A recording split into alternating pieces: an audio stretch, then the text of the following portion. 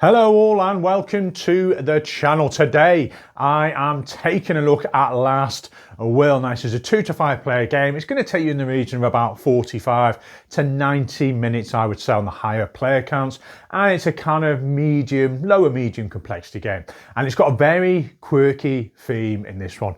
Your great uncle or uncle has passed away, and your remaining family who are going to potentially get the inheritance have to spend a portion of this inheritance as quickly and as luxuriously as possible to showcase that you are going to spend the rest of the money, if you have access to that, and live a fruitful life, because he was a bit of a Scrooge and didn't, so he wants to pass on that to his family, and that is the nature of the game. So very quirky, and in essence you're trying to spend this money as quickly as you can with a host of these actions and cards here. So we're going to dive straight in, hopefully give you sort of a little bit of a run through in this sort of 2-player setup. Now the board has 2 free players on this side. You can flip it and have the 4 or 5 players. You've also got this kind of bolt on here for a 3-player game, just add on, gives you a little bit more options for cards there. You've got 7 rounds you're playing out. Now the first thing you're doing is setup, which is you're revealing these cards based on what's at the bottom here. So it'll kind of tell you to put a 1 crown down, or a 2 crown, well, a crown card in general, or maybe in round 4 you're gonna have to put one of those cards, which are these blue ones. So bear in mind the setup, you are putting the cards out. Done. Next thing you're going to is planning. So starting player is going to place one of their tokens on one of these 6 spots, and the furthest left is going to determine the starting player moving forward. So let's say red goes here. Now if they do go here and decide this is the option for them, they're going to get a number of cards, 0 in this case, and it's then going to determine how many errands, they call it, you can go and undertake, which is basically how many workers you can go and place out across the board. And finally, the number of actions you get to do during that action phase, and you track them here. So red's gone there and blue is up. Now in a 2-player game it's slightly different. Say you were playing a 3-4 player game, you know, next player goes, they go here, and then the next player goes. In a 2-player game, the first player actually places one of the opponent's colour tokens, but I kind of like to use these grey tokens. So let's say they go here, they are blocking that spot in a 2-player game. The next person goes up and they decide which spot they're going to block, and then it kind of snakes back round. So the last player, in this case let's say blue, places the token, they go here, red's finally up, they go here, and that is the kind of planning.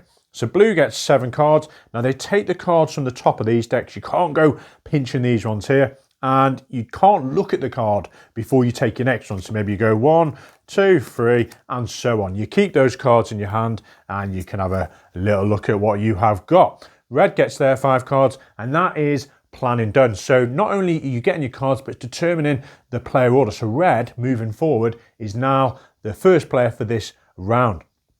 And equally, after the end of the round, you're going to be passing this very old school turn marker to decide who goes first in the picking of these. Right, so the next phase is the errands. So red is going to, and I've accidentally used the hats rather than the tokens, so you're going to use these here. So the actual errands are completed by these little top hats here. So red is first, and they are going to go to a host of locations. You might want to go here to change the property market, and it'll become more apparent why you want to do that shortly. You could go to your colour spot here to just take one more card of your choice. Maybe, you know, you've had 0 cards, or you weren't happy with your cards there, so you go and get a card. You could go here to add a bolt on to your player board here, and this gives you more options to do those actions.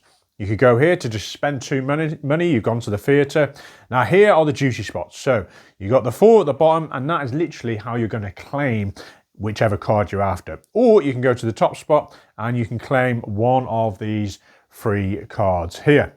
And that is all the spots. So what are we going to go for then? So if you go here, you get to fluctuate the market. You basically move all these around, whatever is beneficial for you, because you are hoping to attain properties throughout the game.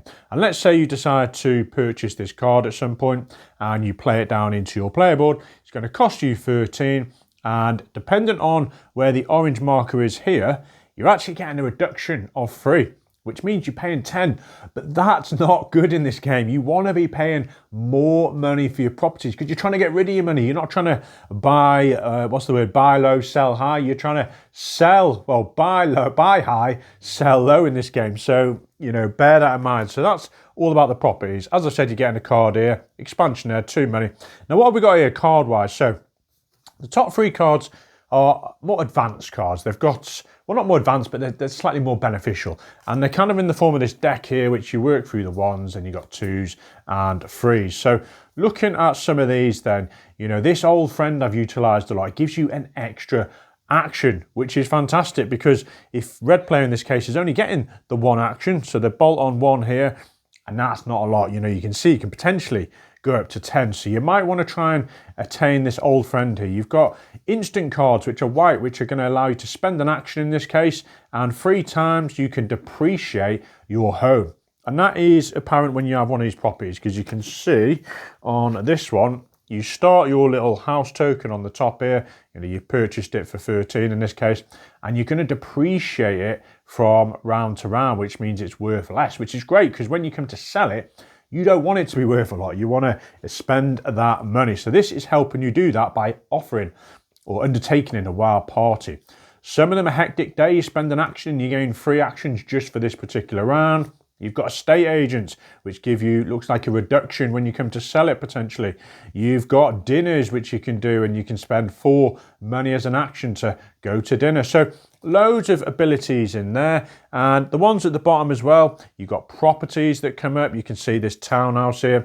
You can spend an action to upkeep it, which you don't really, well, you may want to do because it allows you to spend a little bit more money. But once it's on your player board, every time you undertake an action on the card, you kind of cycle it down, and it gives a tick to show you've utilised that. Now, in this case with upkeep in properties, you're spending 3, but then you're forgoing the depreciation of that property from round to round, which in this case would go from 17 to 15, which is a 2 loss, but you've managed to use the action to spend 3. So, pick and choose your poison there.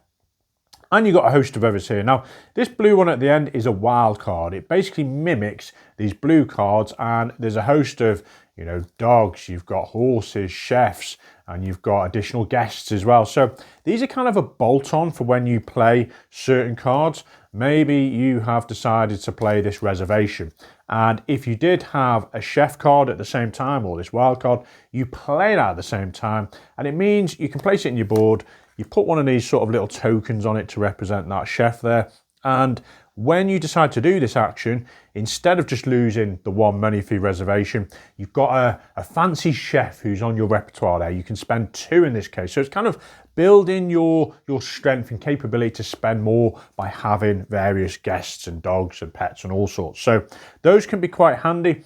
But it's a spot of luck sometimes as to how you attain these, because you're literally just taking the cards off the top of the deck, whereas this wild card here is allowing you free choice to get that. So you've gone to these various spots, you've done your errands. You're then going to do your actions. So let's say in our particular turn, we've got to place these cards from our hand onto our player board. So maybe we want to put this one down. We spend 1 action and we place it down, done. Reds in this case only had 1 action, so that they've spent all their actions. They can't do anything else, which is why you might consider this 4 action spot. Maybe you've got those old friends we mentioned, and let's say we did have an old friend. I'll just sort of show you how that one works.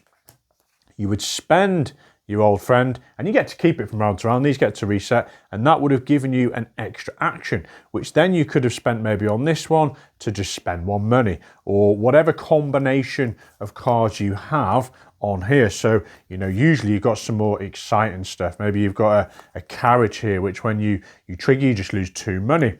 Maybe you've got, what else we got? We've got a coachman. So you lose 1 extra money every time you use a card with this symbol. So you've got certain synergies that don't necessarily, need to trigger. And you've got other cards which you can, what have we got here? So you can get discounts when you use your farm and you don't have to use an action cost, which can be quite nice. Because not only have you got these sort of manor houses, you've got farms in here. Now the farms don't actually depreciate, but you can see when you spend an action, and you did have a dog in this case, you're going to be spending 4 money. But this chap here actually lets you negate spending an action for doing that. So, you know, there's interesting synergies there. Now, once everyone's done their actions, the next player goes, they choose all their actions and pick what they're going to do there. And that's kind of it. That's the end of a round. You move over to the end of the round there. You discard down to 2 cards, which can be really infuriating because, you know, maybe you've had 7 cards and you really want to keep a few of them. But there is cards in here that allow you, I think this one actually, the old school chum, allows you to keep extra cards from round to round, which is really powerful. So some strong abilities in there to get extra pets out, you know, not pay action costs, keep extra cards, get extra actions. So lots to look at. You will then depreciate any properties that you did have. So that one we showed you there, you'd move this token down 1 from round to round. So it's getting, you know, less valuable. You'll then reset the cards. So all these go back up. So you get their actions again next round. You then discard all these cards on the board and replenish. And depending on the round, determines what type of card goes out there. You take back all your markers, you pass the starting player on, and then you go again. The starting player, let's say blue this time, it's like, right, I'm placing this grey token out. I don't want anyone to get 7 cards in a 2-player game here. And the next person's at red, and they're like, right, I don't want anyone to go there. Then red decides to go here because they want to be first, because they've blocked the capability for someone else to go there. Blue goes here, and then you carry on. And then eventually someone is going to run out of money. And you're going to trigger the end of the game. But there's a condition. You have to have 0 properties in your hand at that point in time, which means you're going to have to be selling these. You're going to be taking the sort of variation and modifications here to the price into hand. Because when you sell these, you're gaining money. So you're going to have to get rid of all those first, run out of money. And that is the end of the game. You play out that round. Now, it can be the case, which is really infuriating, that 1 or 2 of you may finish and spend all your money at the same time. And it's not who's spent the most money, because there's no kind of debt further than 0. Who is the furthest left on the planning phase breaks the ties, which can be really infuriating because you kind of know that you're both going to end it this round, but red is going to win it in this case, which, you know, is just one of those things you have to bear in mind. And that is the game, folks. So there's lots to like here, really. It's a quirky theme that I've not really come across. There's many games where you're accumulating wealth, but trying to spend it, I think it's more approachable for players. It's more, you know, a lot of fun just, right, I'm just spending money, and it's, you're not having to worry too much, and it's this race vibe. And the path you take, there is quite a few paths from what I've explored with the whole properties. Maybe you want to go deep into that and enjoy the depreciation aspect, but then you have to sell these and you're a bit more focused on the modifications there. There's other routes of having these nice synergies of the symbols here, where when you use a coach one, you know, this is going to get you +1 you spend, so you can chip away. So rather having found the property cards that work for you, you can maybe just go for this little synergy on your board here. And you've got these bolt-ons, and you can have as many of these as you like. You've also got these kind of white cards, which are sort of instant play. So I've had a lot of fun with, like, the ball, for example. You know, you spend a number of actions to spend more money there, so you can just lose money really quickly. Finding the right sort of companion cards is a challenge sometimes, and the components aren't exactly, you know, the best, these little tokens, but bolting those on, you know, can give you some extra expenditure there, which is nice. But overall, it's easy to teach. It does play in that sort of time frame. The player count is nice to have a wider range on there with the adaptations of flipping the board over, which is really nice. And it's just satisfying spending all that money, and it offers just a good time, really good player interaction as you're jostling with typical worker placement to get certain cards you want. Maybe you want to get the old friend to give you the actions, but there's always just something out there which, you know, you never feel like you're hindered massively. There's always something you can do. Shame about the tiebreaker for me. I think that's, you know, I'd probably like to house rule that in some way. The notion that someone's going to end it, because you're all generally quite close to ending it with how much money you've spent. It's rare someone really gets a runaway leader. So if you do happen to finish it, you know, 2 of you, and it just comes down to who played the turn order, but just part of the game you have to take into account. So lots to like here. I definitely think this is, you know, a more approachable economic game there with just a quirky theme. Check this one out. Enjoy.